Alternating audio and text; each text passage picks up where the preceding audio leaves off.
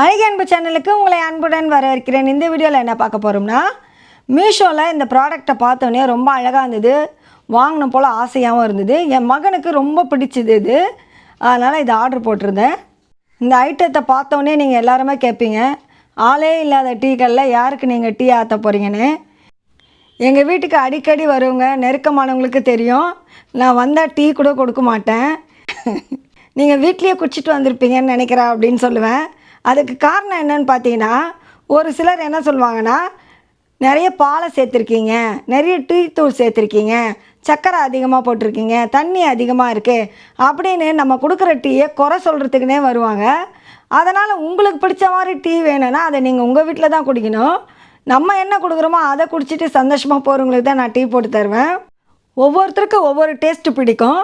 அவங்கவுங்க டேஸ்ட்டுக்கு ஏற்ற மாதிரி நம்ம கொடுக்க முடியாது. நமக்கு எப்படி செய்ய வரோமோ அதை தான் நம்ம செய்ய முடியும்.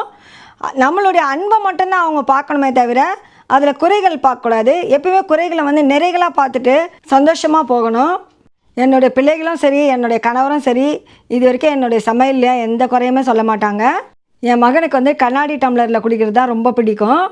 அவனுக்காகவே இதை நான் வாங்கியிருந்தேன். எவ்வளோ அழகாக இருக்குது பாருங்கள். உங்களுக்கும் பிடிச்சிருந்தா நீங்களும் வாங்குங்க. இந்த வீடியோ உங்களுக்கு பிடிச்சிருந்தால் லைக் பண்ணுங்கள், கமெண்ட் பண்ணுங்கள்.